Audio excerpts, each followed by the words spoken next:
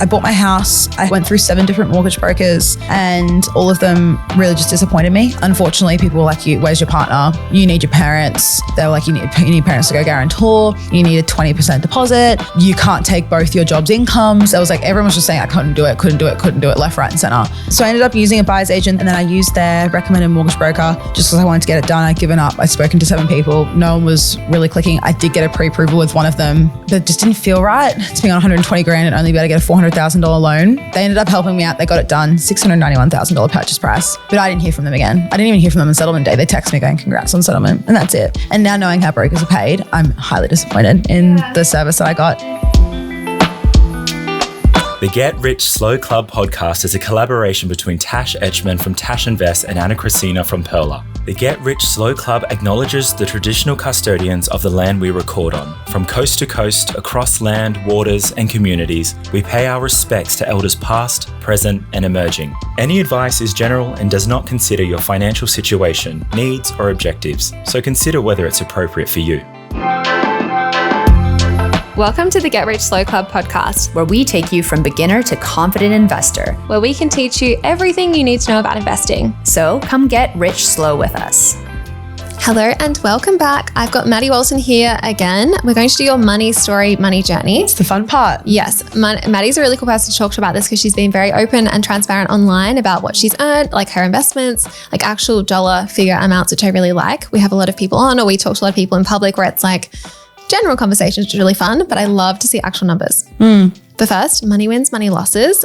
I think I have one for both of us. Yeah, for tonight. We're having a pizza night at my house and our friend Emma, I think, is bringing the pizza dough and the pizza ingredients. So I guess it's a free dinner for us. Free dinner. And also, is it not better when you make it yourself? Yes. So I think there's a portable pizza oven coming. Oh, stop it. Yes, I feel spoiled. Yeah, we'll see. I'm excited. Yum. Money win, food win, everything. We can do a review on the pizza oven Absolutely. maybe one day. Amazing. Good. So starting from the start, what were your parents like with money?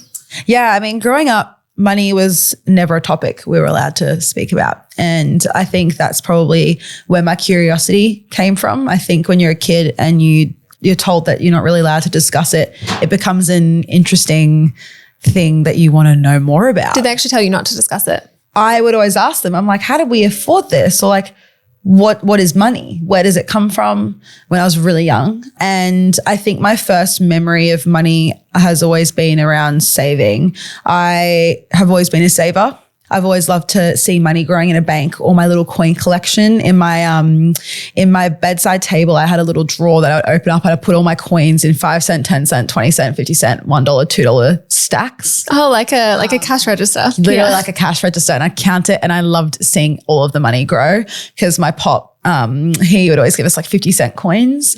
And then I just get things from like cash and things like that. And so I just loved seeing it grow big. I remember when I took it all out when I was maybe like 13, and it was like over $1,000 in there. What? In coins? Yeah, it was in coins, and I had them stacked up, and every time I added to them, I had like a little post-it note and I had the numbers on each of them. I loved seeing money grow, and I've just always naturally had that. So that was very interesting. But no one would talk to me about it. How to stack it up like that? Like who told you to do that? I just know it. I just enjoyed it. I really enjoyed it. But also because didn't have a bank account from a young age, but my dad, although he's an accountant, we didn't speak about money in the family, and it was adults conversations. And so when I started to get a bit more curious about money and learning that people have jobs and that's a salary and that's why we have things, and credit cards, mortgages, when I was a teenager, it would be, oh, how much do you earn, mum? How much do you earn, dad? No, you don't ask that. You never knew? Never knew. No. I still don't know to this day. Oh, yeah. Interesting. No, I still don't. Still not a topic you talk about in the family. Yeah.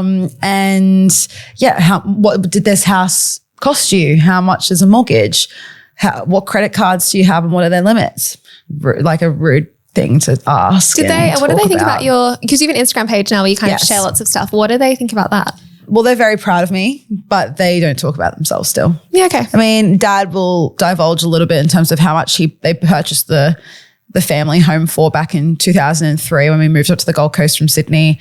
But I only found these numbers out pretty much myself from having CoreLogic apps and searching up my research. But yeah, then how much the loans were and how much it didn't really go down while they were just never good with money. And so I think that really stemmed from the insecurities there that they didn't talk about it. but I was always so curious about it. And then, but it was just always something that, we weren't allowed to speak about. It was rude. But then you get out of school or you have your first job and they wouldn't really educate me on it. They're like, oh, you should save. But there was never a why, but I was always naturally a saver, obviously, since I was a kid. So I just was really enjoying seeing money grow. But then having to research myself about super and taxes and all these kind of things. And again, my dad's an accountant and he would do my tax returns for me every year. But there was really not much information of why or how or what. There was no questions asked. And then I became an adult, full-time job. Wait, let's go back a little bit. What was your first job? Do you have like a high school job? I did letterbox drops. Oh, that's fun. So junk mail. Yeah, okay. Who did you want to get that yourself or did your parents mention that to you? Parents. Yeah, they wanted us to have a first job. Yeah, okay. So I started doing that from the age of 11. And so we had a pool table in our garage and we just put the top on the pool table. And they would, depending on the week, they would just bring stacks of I think I did 500 houses. And so they just bring stacks of the same one you have. We'd go around the table and we would just pick one up of each. There might be 17 or there might be 5 that week. And depending on how many were in the little stack, was how much I got paid. Okay. So depending on how big it was, how big the magazine was or what company it was, that went in the junk mail. And then I would wrap the elastic band around it, put it in my little trolleys. And then I would have my little routes that I would take and I would then take a trolley for each route and drop them off. Amazing. And they encouraged you to save that money. Half it went to them, half went to me. They helped out. They will, yeah. Yeah. So it was, I guess, something to do. My mum was a stay-at-home mum for most of my childhood, which I'm very grateful for. And I think it's something that a lot of people don't have the privilege of. I didn't have to, take the bus or public transport to school.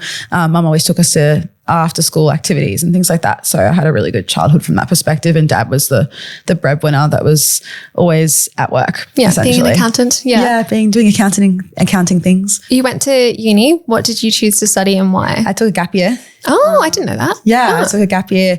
I didn't know what I wanted to do. I got into pre-med. So I wanted to be a doctor back then. But I still wasn't sure and I wanted to save. Ever since I was 15, I wanted to buy a house.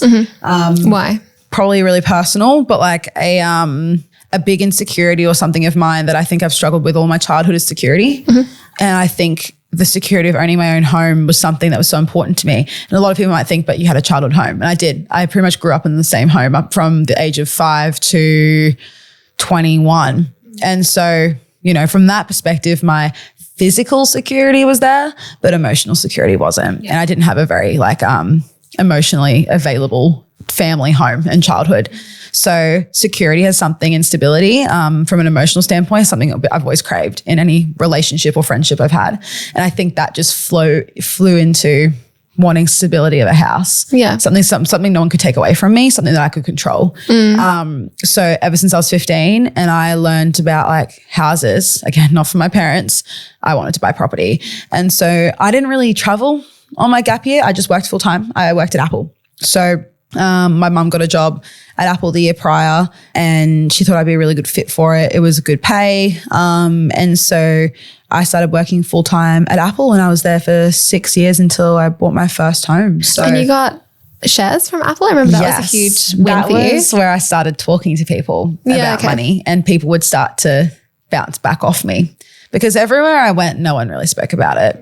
I went from letterbox drops and then when I was 15 to 18, I worked at sunglass stores, is it Sunglasses Hut? Sunglasses Hut and little smaller retailer ones. I don't know why that just was something that really stuck with me. So if you ever want any tips on what sunglasses to buy. Yeah, perfect. I know a lot from back in the day. And then I used to work at little odd jobs at amusement parks or the little slingshot. In Service Paradise. I worked there for a little while as well, about a year. Yeah. And that was fun because a lot of parents don't like to take their kids on the ride. So I always used to go on with the kids. That's so cool. That's a fun bonus. So I was working a lot of different odd jobs and then I got Apple. But again, no one that I worked with, I would love to talk about money any chance I'd get. I wanted to learn from people and I wanted to listen to people because I think out there online, there's just too much information. Yeah. And that's probably where you started too. And we kind of I just feel like I would look up something online, how to save and then, Google gives you everything in 0.01 seconds. Yeah, everything in America, like all the US stuff. That's what really confused me initially. It was like Roth IRAs and you should buy this thing and like credit scores and everything, which doesn't apply to Australia. I have no idea. And there wasn't really a lot around information other than maybe the Money Smart website I used to remember. Yeah. And then, I started working at Apple when I was 18 in my gap year, working full time and any overtime hours I could get and just saving. And again, I was as soon as I turned 18, I started paying $100 a week in board to home. So just, I guess, learning from that perspective. And I think that was a good thing that my parents did, just to kind of teach you about what bills are. What's to come in the real world. Yeah, definitely a lot more than $100 a week. But how did you, because you ended up being like a vaccine developer, researcher. How did you end up deciding to go back to uni and like dropping those hours at work to then go to study? So the goal was always just to save as much as possible in my gap year and go back to uni. And then my undergraduate was medicine. Pre-med, so like medical science. And I did an accelerated degree. So my three-year undergraduate, I did in 2 years so I could tackle honours on top of that. And that's because year two, so I basically did like my year 3 courses in year 2. And because of the school that I went to, where I studied, I didn't do HSC or OP, which is OP was Queensland, but I think in other states it was ATAR, that kind of thing. I didn't do any of that. Oh, okay. So in year 10, 11 and 12, I did something called the International Baccalaureate, which is basically an internationally recognized high school diploma. Okay. So you can go anywhere in the world and you'll be internationally recognized. So the goal was always actually to go to the US on a sports scholarship. Yeah. So I was doing my track and field. Oh, okay. I was athletics, so triple jump, long jump. Yeah, fun. Long legs, handy, something. Tore my meniscus and lost all my scholarships. So oh wow, hectic. Yeah, when you're 17, your whole life feels like it's over, but I'm so grateful I didn't go to the US now, to be honest. Yeah. Everything happens for a rereason. So I did a gap year because I was like, I don't know what I want to do with my life. And I knew I wanted to do medicine or something in that because I've always been interested in it. And my nana always showed me from a young age. And I've had a few family members pass away from cancer. And so I wanted to go into oncology and learn more about that. And I found it so interesting how cancer interacts within the body. Yeah. And anatomy. Found it so fascinating. I hated anatomy. I love human bio. I love like the how things work, but I hate like the specific. Yeah. This is the muscles and the bones. You need to know all the names. I didn't like that. Yeah. Knowing all the names, but I like the pathways and how they work. Yeah, the systems are really cool and how everything works together. Yeah. And then year 2, we did immunology and like the immune system. And I fell in love with that. And I found it so interesting. Again, I was really wanting to go into oncology. And I had a teacher, like a professor, and I will never forget, he really sat me down because of how much I loved like genetics and immunology. I learned about parasitology, so the study of parasites, and how there's no cure for any of them or vaccines because they basically live within your host cell. Yeah. So I found that really interesting. And he sat me down and he's like, you've really got to figure out, do you want to be more intellectually stimulated or do you want to be around people? Because you can go into being a doctor, you're in a hospital, you're around people, you won't be as intellectually stimulated for a very long time until you specialize. Or you can go into research and you can really feel like you have a purpose and you're making a difference from the get-go. And I just loved it. So that's why I ended up going into research after my honours degree. Started working at my uni. So I worked at Griffith Uni. How much did you get paid for your first job? It was $78,000 a year. Okay, yeah, nice. So I was still working at Apple as well. I worked at Apple. So I worked in the lab from 7 a.m. to 3 p.m., 3:30, most of the time 4 p.m. And then I would work at Apple. So I was still working at Apple through that and then through my degree as well, because my degree was 3 years. So I started as a medical research, as a research assistant in 2021, just after COVID. Yeah, 2021, because that's the year I bought my house. I was still working at Apple. So I worked at Apple full-time from 2016 to 2021.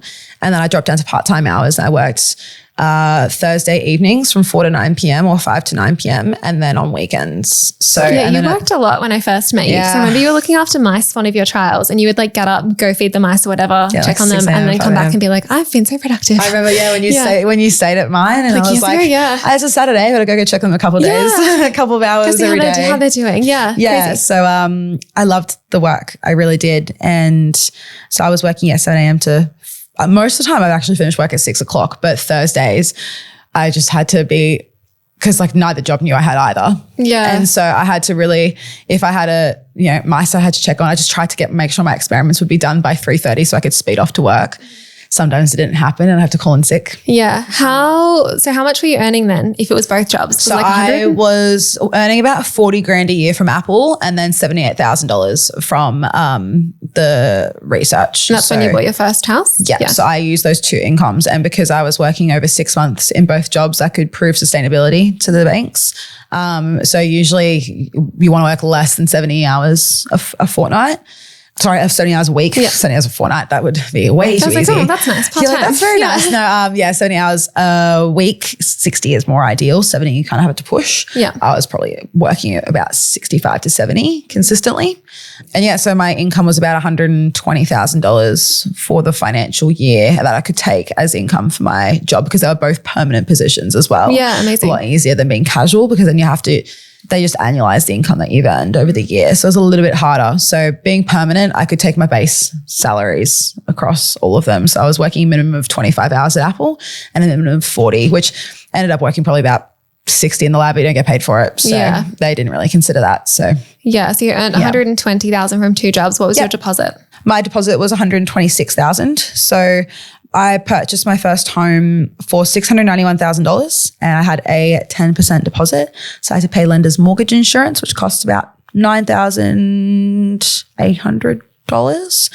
And then I had to pay stamp duty of about $17,000. Oh, did you not get it? No. Was your house too much, too expensive? Too high. Yeah, okay. Yeah, I purchased high. So I had this dilemma of do I buy an apartment or a townhouse and purchase with the grant schemes and concessions, the first home guarantee scheme, that 5% deposit. I used the first home super saver scheme to boost my deposit. Okay, yeah, awesome.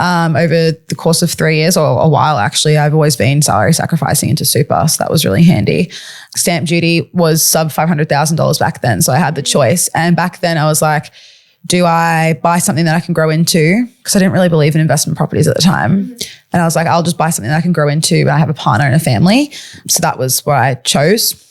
Looking back, I wish I bought for a smaller place that I could manage on my own, especially with the rate rises and everything. Yes, we'll get into that soon, how you changed careers. But, at the time, it felt like the right decision for me. I used a buyer's agent. They cost $16,000 because I was working 7 days a week. I could not go to open homes on my own. And also if I did, no one would look at me. No one would look at a 23-year-old single girl. They just wouldn't. So it's also the biggest decision of my life. Was that like what, 69,000? 69,100. And then you plus all those costs. It was $126,000 I put in overall, which is basically 20%. Yeah. Costs are expensive, but stamp duty is a big one. It's a really big one. Yeah, crazy. Yeah, I didn't pay it because I had the first home buyer's grant and whatever. Yeah, and I didn't have to pay. Yeah, so crazy to think about how much it was with like lender's mortgage insurance and everything like that too. Yeah. So like especially in like Victoria where the stamp duty threshold is only $600,000. But stamp duty in Victoria is the most expensive in the country. It's at 5.5%. Oh, so it's massive. So it's compared to Queensland and WA that are about 3%, 2.5%. Yeah, okay. It's a big difference. That's huge. How did you save 120 grand? I know you were working a lot, but did you sell any of your other assets? Yes. So I sold $20,000 of my Apple shares to bump that up and pay for the stamp duty and a little bit of the buyer's agent. So, back to shares. So at Apple, because you're in an international company that's on the public listed, you could put up to 10% of your pre-tax pay into a little bank account that every 6 months you would then bulk buy shares. You could do 0, 1, 2, 3, 4, 5, 6, 7, 8, 9, 10, up to you. I always did 10 from the get-go. So I never actually knew what it was like to not have that 10% of my pay. And the best part is you would automatically get a 15% discount. Yeah, okay. But even better was they would look at the share price. It was in January and July. They would look at the share price in January. Let's say it was $100. And then the share price in July was $150. They would take the lower of the two. Really? So you would get 15% off $100. So you'd pay $85 for shares that were maybe worth $150. How much for your Apple shares worth in the end? Because like Apple went up quite a bit during that time. It was a lot, but I took out 20 grand in 2019 when I went on a overseas holiday and they were worth 60,000 then. And then I took out 20 grand in 2021 and they were also worth about $60,000 then. And then now I have about $80,000 in there still. Fun perk. Actually, no, I just took out 25 grand to pay for the startup of my business. Yeah, okay. Yeah, that's such a fun perk. I wonder if like everyone else who didn't do it. I only put about $15,000 overall in. Yeah, it's so amazing. Yeah, like I put in such a small amount because I did put in about $3 grand a year, maybe 3 or 4 grand a year. And I was only there for 6 years, but like I didn't really, the last year I wasn't working as much and it wasn't like full time. So it was probably about maximum, maybe about $15,000 I put in, 15 to 20 grand. Such a good thing to take advantage of. It was huge. And that has paid for so many of my like different life stages. And I still have money in there. I'm so grateful for it. Like you don't even need to like work at Apple to do that because you could do it yourself as long as you have investments on the side to fund these things. You used it for your deposit, used it for holiday. It's just like dollar cost averaging. It kind of shows you that long term it pays off. And then at one point you want to start your own business? Yeah. How did you get to that decision? Oh gosh, I mean, that's a whole other kettle of fish. I mean, so it was talking about money with people at Apple. I was just basically going, are you investing in the shares? What are you doing? Like, and so people were always hesitant. Like, I don't want to talk to you about money, but I was like, this is what I'm doing. I'm putting 10% of my pay. That's about $200 a fortnight. And then I would do this and this. And now my shares have gone up by like $3,000. How cool is that? And then we'd also like every year we'd also get bonus shares and stuff too. So I would just keep saying the numbers specifically, and then people I would eavesdrop on my conversation. They'd listen and they come up to me going, I'm not doing that. Like, can you explain that to me or can you help me? And so then I would help them set up their share purchase plans. And then I just kind of became known around the store for the person that talks about money really openly, like how much am I saving? This is what my hourly rate is. And I did get in trouble for that a little bit when I was So you not all pay the same at Apple? No. Oh, interesting. No. Do you negotiate pay rises? You do every year. Yeah. Oh, I thought it would just be like normal retail stuff, but it's like you get level 1, 2, or 3. Everyone's so different. Yeah. Interesting. Everyone's on like a completely different How much were you rate. earning? Can you say now? I was on like 23. It was really low. As a permanent part-time. That's still fine. Yeah. I mean, it was really frustrating though, because then you'd find out that someone that just started was on 26, but I've been there for 4 years and you're like, what? Mm-hmm. It was pretty the importance messy. of talking about money. Yeah. Yeah. So I was just the person that would talk about money, and then people would start asking me a lot of the same questions about like investing, and then like investing outside of Apple and saving, because I was very vocal about wanting to save to buy my first home. And that's why I was working so much. And then, so I decided I'll just start my like an Instagram page just to like the same questions I would just answer on there. So I could just refer people to that. And then, all my friends and family followed that, and I just started being more vocal about it. And people would come up to me going, I love that you're doing this. Like, I feel like I've never been able to talk about money, and you seem to know a fair bit, and I feel like I can be open with you. And I'm like, the more we talk about it, the more we're going to learn together. Yep. So that's why I started getting really passionate about money chats. And that's obviously when we met each other, and we've been in that community for a while now. You 4 years, me nearly 4 years. We obviously had a lot happen in 2021. We had like some controversy. We've had a lot of kind of stuff that happened, and that really got me, I guess, seen. Like, I was very controversial and very transparent. And I guess that got me in the media a little bit, or got people's attention. And then I purchased my home in 2021 with the use of those two jobs, $120,000-ish income, taking some money out of shares. I bulked up. I had a fair bit of savings from being a kid. And then also working in my gap year, I saved everything. And then working both jobs and living at home was a massive privilege. Only paying $100 a week, and then paying for my groceries and my phone bill and my fuel and all that stuff, but no actual bills, Yeah. So I saved pretty much everything I earned. I was saving like $3,000 a week. So it was massive. And then how did you decide to make that career change? Because that's quite challenging to go like, I've gone to uni, I've studied for so long. Yep, have a now I next want to step. change industries. Like you're obviously enjoying the money with Maddie stuff online. Yeah, I did. I loved it. I was really passionate about it. And it got to a point where I bought my house. Went through 7 different mortgage brokers, and all of them really just disappointed me. I obviously didn't tell them I had a platform online. I wanted a really honest experience, and I wanted people to be taken on that journey with me, because again, I'm so transparent and open about it all. Unfortunately, people were like, where's your partner? You need your parents. At that time, my parents sold their family home because they separated. So no one had property in my family. They were like, you need parents to go guarantor. You need a 20% deposit. You can't take both your job's incomes. I was like, everyone was just saying I couldn't do it, left, right, and center. And I got really defeated and really disappointed. A lot of brokers also didn't really want to explain things to me. Mm-hmm. They kind of just wanted me to do the work and just didn't really care about all the questions I had. And as a first home buyer, from first-hand experience, you have no idea what's going on, and you have a million questions, and you just want to feel reassured. And I wanted to be educated. And I think that was just like something from being online. I wanted to know what was going on and why, and I wanted to be taken on that journey. So I ended up using a buyer's agent, and then I used their recommended mortgage broker just because I wanted to get it done. I'd given up. I'd spoken to 7 people. No one was really clicking. I did get a pre-approval with one of them for like $400,000 because they said I could only use my lab income, not my Apple income. But it just didn't feel right to be on $120,000 and only be able to get a $400,000 loan, especially at the time with the rates being 2%. So then, they ended up helping me out. They got it done, $691,000 purchase price. But I didn't hear from them again. I didn't even hear from them on settlement day. They text me going, congrats on settlement. And that's it. And now knowing how brokers are paid, I'm highly disappointed in the service that I got. So that really spurred me going, I loved this process, but I hated so much how I was treated as a first home buyer. There's got to be better out there. So I'll be better and I'll do that. Because I've always loved money. And we had this conversation in January 2022 when you came out for my birthday. And we were on the beach and I was like, I think I'm going to go into finance as a career. And I remember this conversation we had. And I was like, I've got this money when I met with Maddie Page, but I feel like I can reach more people. I feel like I can do more with it.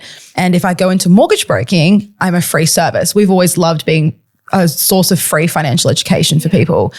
And I didn't want to go into financial planning because it's so expensive and it felt like that wealth gap there. Accounting, they all just took so long to do. And I've still wanted to be in there and, doing the work, but I kind of wanted to do interning instead. So mortgage broking is what I landed on. And I reached out to some mortgage brokers online through my Instagram page. I got offered a lot of jobs and I started working part-time while still at the lab as a loan processor for a mortgage broker in the evenings. So I basically quit Apple and then I switched that job and those timings to doing loan processing permanent part-time in the evenings and the weekends, with the goal that was in February 2022. And then in May 2022, went full-time and I quit my lab job. I loved it a lot. I felt passionate about what I did, but it gave me the freedom and flexibility that I wanted. Yeah. So how did you find dropping from like 120K to whatever your intro salary was? Well, my entry salary was 60 grand. Yeah, that's half is huge. It hurt a lot. But at the time I had a partner that was living with me in the home. My mortgage was $550 a week, which was still doable on 60 grand a year anyway. And also with someone living with me, it felt fine, this is the point that I should have fixed. And I didn't, because I was like, the rates they're not going to go up till 2024. I'll just fix before then. And then when they started going up, I was like, there's no way they're going to keep going up. Yeah. And again, just lack of education and not being What did your mortgage explained. climb to in the end? From $550 up to? It's $1,000 a week now. Yeah, crazy. So it doubled. Yeah. So I have two people living with me now. So my dad lives with me and then one of my good mates from school. So so I have two people living with me, supporting that mortgage. Dad's just gone rent free for me on my property. So that was something that was a big goal for me, was for him to not have to pay me rent. So that's really nice that 2 weeks ago he doesn't have to do that anymore. Yes, there's a big jump though. So you were earning 60K. How did you end up getting to the point now where you can pay for your dad's rent? Yes, so I was on 60K and then that was like really entry. I did not negotiate that salary at all. I thought, no prior experience, no degree, no nothing. I came from science to full 180. I didn't feel like I could negotiate. Now that I know, I wish I did, but I didn't. So I was on that working maybe 40, 50 hours a week, no overtime, just really knuckling it out and gunning it out. Tried to negotiate my pay in Feb again, 2023. Didn't really go to plan. I got a little bit of a pay rise, but not as much as I wanted. And that was my first ever pay rise conversation, because working at Apple, I was too scared to ever ask for a pay rise. Why were you too scared? I didn't know what to talk about, what to ask for. Didn't really know what to do. I had no clue. And I'd see all these men that were just shoving numbers out there and they would just get the pay rises. But I just was like, what? And that's very common for women. We don't really know how to advocate for ourselves in the workforce. Yeah, because you seem so confident when I speak to you. So it's so interesting in those situations where you're like, oh no, I have a fear of authority. Oh, interesting. Yeah, in the workplace. I get really, I'm a people pleaser and you are not at all. And I aspire to be like that. I'm not really anymore, but I guess it doesn't matter too much now. But I'm a massive people pleaser in the workplace. Yeah, I get I was a big people pleaser in every job, just wanted to make my bosses happy and wanted to fly under the radar, not cause any issues, that kind of thing. And so advocating for myself, I was always terrified of sweating like crazy and just panic attacks. I would just get terrified because I'm like, what if I disrespect them? What if they think I'm not grateful? And so I would just go the what ifs all in my head. So I never advocated for myself. What was that first conversation like then when you actually asked for a pay rise? I researched a lot. I spoke to heaps of different people, looked at the job ads. I did all my numbers, all my salary, my KPIs, how I'd overpass them and overturn them, and how much income I'd brought into the business, and a whole different range of things. I was so prepared and I was so proud of myself. And I felt like I really was I was fair when I was asking. And I think you just always ask for more than what you expect to get. But then I just got lowballed and that was hard. So you can't expect a yes, but I did my best at the time. It just wasn't considered. That's all. Yeah. And it was meant to be, I think, because now you are doing so much more by yourself. Yeah. If you were too comfortable there, you might not have taken the step out to do it by yourself. Yeah. And so then I moved to another company at the end of last year to be a mortgage broker. Oh, yes. And I was just on that 100K base, no commissions, but I was bringing in all my own clients from like social media, everything like that. So that's definitely not the normal. And I do appreciate that. The normal is usually about an $80,000 base plus like some form of commissions. But usually you have all your clients handed to you from the brokerage. So I was dealing with all people that like, you had like almost like, was it 30,000 on Instagram? What? Yeah. I had like 20-ish, 15, like 20 at the time. Huge, but like everyone was waiting for me to be a broker. And then I had like a viral video go, well, viral. And so like I was booked out for months in advance. And so that was really cool and like really good exposure. So I was on $100,000 base, no commissions. And then in April, I wanted to go to commission only because I thought I could be making more money with commissions. And I actually thought it'd be better from an employer perspective to not have a base salary over their heads. That conversation didn't go to plan. And I went down to a $80,000 base plus bonuses, which was we just agreed on at the time. And then a month later, May, I had a viral news article about my personal situation of my mortgage going from doubling essentially. And that kind of shed a light on my Instagram with my aggregator. And unfortunately, because I was working for a franchise, I wasn't actually allowed to be marketing myself as something other than a franchise broker. Yeah. Which is so fair and it makes so much sense. But I didn't know that when I started then. Yeah. Interesting they knew about your page as well. It was just, a bit of they conflict. They all knew about it, but I think they didn't realize that I was in the media so much. Yeah. Okay. And then me being in the media, they're like, oh, we probably should lock this down. And so that was completely fair. And it was kind of like shut your page down or rebrand completely into our brand. And I wasn't going to do either. So I'm quitting. Sorry, goodbye. I was pretty much like, I guess this has forced my hand. So that's why I've started the business. And I had a lot of imposter syndrome from the start. A lot of people told me from the get-go that I should have started my own business. And I really wanted to learn and I felt like I hadn't had enough experience. I really wanted to be in the industry for at least 2 years to and see be a how broker people for a while. Do those things and manage like all their processes. And I'm so grateful for working for those two businesses. They've shaped who I am today. I've learned everything I know from them. And I've been able to do like incorporate things I do and I don't like and, into the business structure that I have and the business model. So I'm forever grateful for them. And they've, really shaped me into the broker I am today, which I'm very proud of. But the business is, I don't know if I had a mental block, like a money mindset block when I was working for somebody else on a base salary. I found that I think everybody would know, I'm very motivated by money. And so being on a base salary, it didn't matter if I was working 5 hours or 15 hours a day. And that doesn't motivate me enough. So that's why I wanted to go to a commission-only structure because I just knew there was probably some subconscious mental block around money. Even just like when you see how much commission you're bringing in, like you can see as a broker how much you're making the company. It's like, I don't want 20% of that. No. I want more. Yeah. And so I was really motivated by money. I like when my output and my effort directly correlates to what I'm paid. And so it makes me work harder at the end of the day. And so when I left, I went from writing about $3 million a month of my own self-generated leads, which is maybe about $18,000 in commissions, approximately 16 to 18 grand in commissions a month for the company on an 80K salary, which is fair because when you're in a business, you need to, when you pay someone, you want them to, it's like basically split in a third to profit, a third to business expenses, a third to salary. So it kind of made sense. So I went from writing $3 million a month in that workplace. And I thought I really couldn't push higher than that. I don't know. There was just something that I was like really trying to get more clients and more settlements coming through. And then I went out on my own and I started doing $4 million a month bare minimum. Yeah, amazing. And most of the time I'm hitting $5 million a month. And you get to keep some of that. And I get to keep it. I've got salaries now. So I've got 2 staff, which is so cool and just crazy. But so about $5 million a month probably equates to around 30 grand a month in commissions. Yeah, amazing.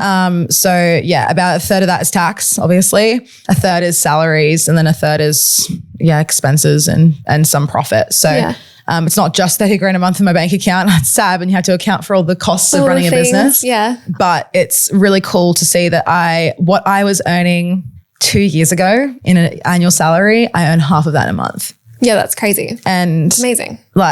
It's just, if you told me where my life would be 3 years ago because of my Instagram page and where that's led me in my life, I would have laughed. I'd be like, no, I'm going to be in research. What do you mean? Taking the risk as well, because I know that you were really struggling at one point with your mortgage when it got to like over $1,000 or whatever. I was so stressed. I was like crying. I was stressed. Yeah, you had a low salary then with the other job. Like it's still a huge risk to quit and work for yourself and to like try and take that chance. Yeah. And I actually forgot about my Apple shares. I don't know. I mean, I don't know about you because I stopped looking at my net worth after I purchased my property because my net worth kept going down because my savings were going down. And so I just avoided looking at anything. I stopped sharing my savings. I stopped sharing my net worth because it just felt like I was like, what do you have to look up to me? I'm struggling so much. Yeah. And people online were like, why aren't you sharing anything anymore? I'm like, because I've got nothing to share. It's all just like, it gave me a little bit of shame going, did I make the wrong decision? And I'm struggling at the moment financially. So am I really a role model for you? And yes, it's like relatable, but it was just scary to show the struggles of something I've been working so hard for online. And if you haven't like dealt with it yourself either, it can be hard to put it out there online where people will criticize you as well. Yeah. And you're still trying to figure it out because you're like, this isn't going to be me forever. Like, how do I get out of this? Yeah. And ironically, when I eventually did share it online, that's when everything blew up in my face. And that was what ended up getting picked up from the news articles. And that's ended up what's spurred me to end up leaving my salary job to go start my business. I'm like, funny how that worked. Meant to be. Me being stressed ended up making me lose my job and starting my own business that has eventually obviously now put me in the position I'm in. And I'm only 4 or 5 months into the business. I have 2 part-time employees. They're my saviors. Honestly, they're amazing. And there's just, I guess, upwards from here. Had my launch party on the weekend that you came to. Exciting. And I'm so grateful for you and Emma flying up from Melbourne for that. It was just beautiful. It was such a wholesome afternoon. But so $30,000 a month, which equates to like 360, 400 grand a year in commissions. And you're 5 months in. And I imagine you next year. So it's going to be interesting to see where the new year takes me. But that's pretty much where it's at now. I'm now paying myself a salary, which is now why Dad doesn't have to pay me rent. So I'm paying myself 120 grand a year, so $10,000 a month from the business. And that is equating to $3,145 a fortnight because I have HEX into my bank account. $2,000 a fortnight is my mortgage. That's $700 a fortnight is my bills that I pay pay fortnightly because I don't like big bills. I like being paid in advance because I forget about them. Yeah. So I have about $500 a fortnight that I give myself to spend on whatever I want, groceries and fuel. And I don't save anything from that. So that leaves me with $45 buffer essentially from what I've calculated that I keep in my bills account.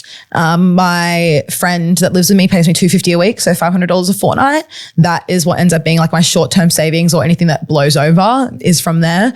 So I try and save that, but then that's kind of where my little dress purchase yesterday came from. So still gotta live life as well. How do you find, because you used to be a saver and now you can't save. Yes. How do you find that? My money mindset has changed a lot since I bought my home and not being able to save. I used to really need to save and because I haven't had the chance or ability to save for such a long time, my mindset around spending money on myself has shifted. I do spend more on things that bring me joy. I don't have as much negative emotions around spending. I used to really criticize myself and really hate that I would spend money or go out for dinners or get a wine or something like that. And I really just look at money as a way to love life now. And it just gives me so many opportunities to be able to. So mature now. Yeah. I know. Well, back then I was like, don't spend more than $50 a week. And if you do, you aren't going to buy a home and you aren't going to be successful and you've got to sit down. You've got to be frugal. You've got to save. And I would just save every cent I could.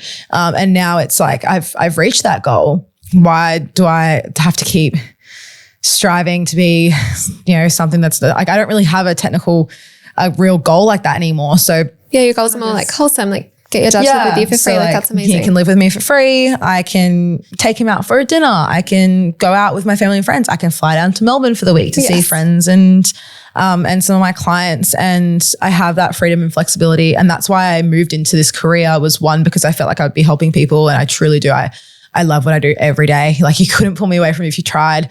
Europe didn't pull me away from it. Like Yeah, you're working so much. Yeah. I love how you become so good friends with some of your clients. When I'm like, who's this person? You're like, oh, they were a client. They're a And now client, we're best friends and now. now we're just really good friends, and they come to my launch parties, and I go to those for wines. And I think because most of my clients are our age, and it's the relatability aspect of you're just talking to a friend. You're talking to someone who is not talking down to you, isn't intimidating. Has been through the journey. Like you've struggled too with your mortgage. You know what it's like to borrow too much. Yeah. So making sure, like, I'm so protective of people's finances and making sure that they're okay and they don't end up in the situation I'm in.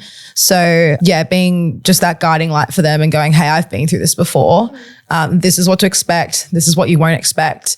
These are the things that I did that I wish I did differently. Take that with a grain of salt. This is your scenario. This is how we're going to protect you from ever being in a sticky situation. All the things that I wish I had in my support system when I bought my home, I just become for people. Amazing. So that's pretty much where everything's at now. So really from here, my goals are to travel more, which I know is a bit like similar to you. Yeah. You have money to travel a bit more in 2025. Yeah, I stopped traveling after COVID because I just started like focusing on Instagram stuff. So I do lots of Sydney and Melbourne and like Perth trips. So I stopped going overseas. Yeah, because like when you travel for work and then I'm also going home to see my family, it's like what time do I have to travel overseas? But I am prioritizing it next year. Yes, I'm going to try and do an overseas trip every year. That's my goal. That's a good goal. So if people want to like use you as their mortgage broker, they listen to this and they're like, wow, she sounds great. How do they find you? On Instagram, I'm Money with Maddie. That's my personal account with all my personal finances and everything. And then I have the business account, Money Lounge AU, or you can look up Money Lounge on Google. But yeah, all the links and everything are there. You can book a Calendly link there's a Calendly link in my bio. You can just DM me. There's a lot of ways people can reach out if they want to. You'll be easy to find. I'm quite easy to find. If you just even look up Maddie Walton, I'll probably come up in Google. I'm sure I'll try and remember to tag you in the show notes. I'm sure you'll be in there. It's but yeah, it's really nice actually. I've never really sat down and reflected on how everything's changed over the past 3 years in my salaries and where the business is at. And I'm so excited to be sharing more of the business numbers. I found that people are starting to get a bit more open with sharing their personal numbers and with their salaries. But sharing a business is very, very scary because it's directly you. It's not like, oh, this is what a business is paying me. This is what I'm earning. And it's way scarier to share. It's so like, excited to share those numbers. There's so much more nuance to it as well because you can be like, I earn 30 grand a month in commissions. Then you have to explain like I pay GST like and I pay profit there. There's a lot. Explaining that because you might see that number and be like, wow, that's so unrelatable. But then you're like, no, actually, this is just how business works. Yeah, but I am paying myself 10 grand a month. So like there's learning all those different things of running a business, startup costs of a business, all those kind of things. I'm really going to be sharing on both my pages, but mainly Money with Maddie is where all the transparency numbers will come from. I'm excited for that. Yeah, I'm really excited to like share my monthly breakdowns of how much my income was, how much my costs were for salaries, for software, for subscriptions, and then how much did I pay myself? And then where is that money going? And I never understood the flow of businesses and how people are paying themselves. It all seems so confusing to me. So now being in the situation where I've just learned that and I am starting to get a handle of it. Yeah, I want people to come on that journey with me and see what it's all like. And I just believe in being transparent and I want you to know what I'm earning and I want you to know where I've come from and where I'm ending up. And that may feel it's more transparent. It could be less relatable, but I've worked my ass off to be where I am. Yeah, you've been through a lot the last few years. It's been a lot financially. These last 3 years have been really tough. So coming out the other side is, I'm really proud of myself. It's nice to have some spare money again. Yeah, just a little bit. Just can kind of look into the light and go, wow, I can buy a donut and not get me scared. Not be stressed. I can buy a really nice dress and feel proud of myself for it and not cry because I spent something so expensive, like put some money on something so expensive. So yeah. Thank you so much for sharing. This was great. Of course. Thanks for asking all the questions and thanks for listening. Yay. Bye. Bye. Thanks so much for joining us. If you found this episode helpful, please rate us 5 stars, write a review, or share with a friend. If you're new to investing, make sure to listen to our first 10 episodes. Follow us at Get Rich Slow Club or Tash at Tash Invest or me at Anna Christina. This show was brought to you by Natasha Etchman, who is an authorized representative 1299881 of Guideway Financial Services, AFSL 420367, and Perla, who is an authorized representative 1281540 of Sanlam Private Wealth, AFSL 337927. Knowledge is power, especially when it comes to investing. So make sure you check out our financial services guides and read the product disclosure statement and target market determination for any investments you're considering. See our show notes for more info.